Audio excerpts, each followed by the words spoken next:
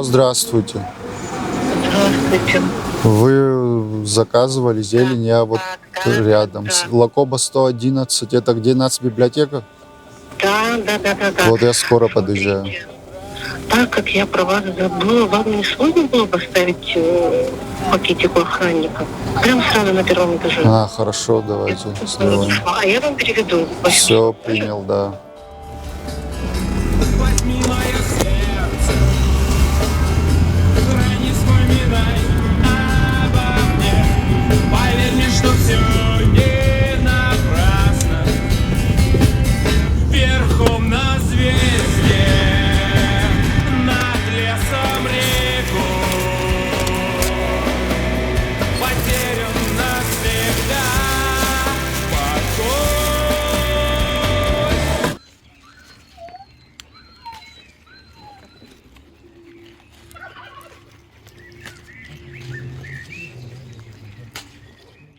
Вот я как уволился с работы, перспективы лично для себя развития в городе я не видел.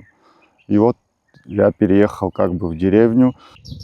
Были какие-то средства изначальные, там небольшая сумма, и построили мы 2 теплицы. Изначально идея была и заработать, и обжиться в деревне. И работая с той реальностью, которая у тебя есть, и как-то формируешь ее под себя. Идет вот 6-й год, как мы уже занимаемся этим делом, и это уже обрело такую интересную форму, можно сказать. Рассада. Это наш детский сад. Здесь давайте посчитаем, сколько видов салатов. 1, 2, 3, 4, 5, 6. Около 20 видов салатов. Там салат ромен, рассада томатов, это базилик. Возьми! Вообще концепция, есть такое понятие пермакультурное земледелие. То есть это такая замкнутая цепочка, замкнутая экосистема, где у тебя есть все, начиная от, не знаю, там, многолетних каких-то культур, и от ягод, фруктов.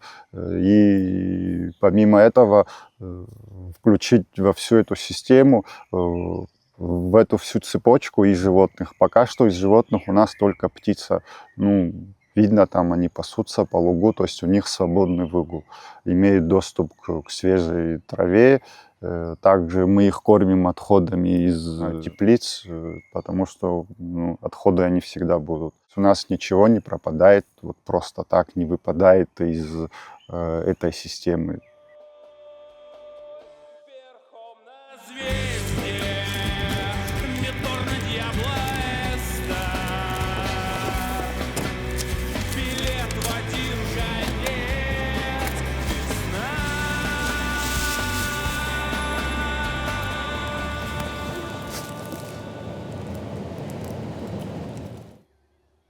Можно, если так выразиться, уже узнаваемый какой-то бренд. То есть тут и социальные сети играют свою роль, хотя, в принципе, я вырос в эпоху без интернета, помню это время прекрасно, и для меня это было что-то тоже такое чуждое, но было какое-то понимание, что это необходимо. Но играет свою такую тоже очень важную роль в контакте с людьми и клиентами, в принципе, минуя каких-то там, я не знаю, вторых, третьих лиц в виде посредников. То есть это уже что касается такого экономического фактора, где ты как фермер, общаясь напрямую с людьми, ты заработаешь просто больше. Чебрец имею, не хотите, пацаны? Конкретно сейчас мы занимаемся выращиванием однолетних культур, но это в основном салаты. То есть в планах есть выращивать и овощи, в принципе, которые имеют тоже спрос, и в дальнейшем, конечно же, эволюционировать в такой вот большой проект, где будут и овощи, и однолетние, и многолетние насаждения в виде там лесосада какого-то съедобного. Ну, вы представьте себе поле лаванды, там растут артишоки, там лаванда, розмарин.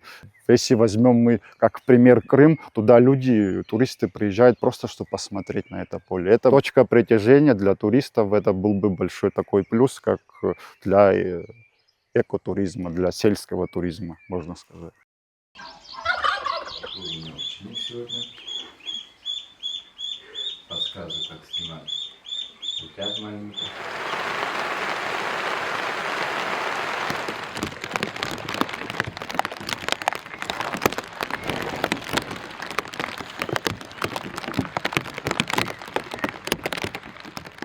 Главный предмет нашей деятельности – это почва. Происходящее на ней в виде нашей продукции – это уже следствие всего. В принципе, от здоровья почвы зависит и здоровье нации. Здоровье почвы равно здоровью нации. Современное общество, оно как бы потеряло, мне кажется, эту связь вот с природой. Только ленивый не говорит о том, чтобы восстановить деревни, чтобы люди оттуда не уезжали, и как это сделать. Вот мое мнение, что это бы помогло. То есть конкретно вот занятие органическим земледелием.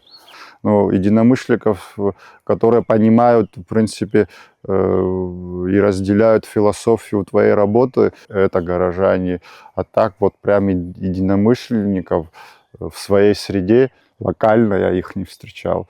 Сообщества никакого не может быть, если по сути нету единомышленников в этой сфере. Кто это? Это куры и индюк. И у него здесь пару подружек.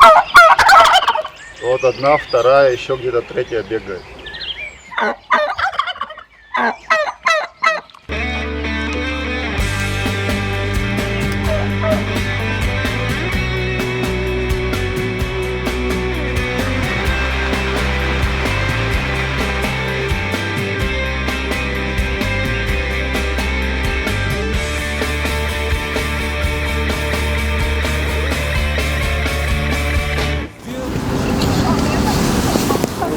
Mixtape Ивас Мамо 10 ахакы сисчак хаджара. хорошо. Я вот их савет. Ялай рекламы тупо. Ай, Ирвам. Шба. А кино тухует. Возьми мое сердце, храни, вспоминай.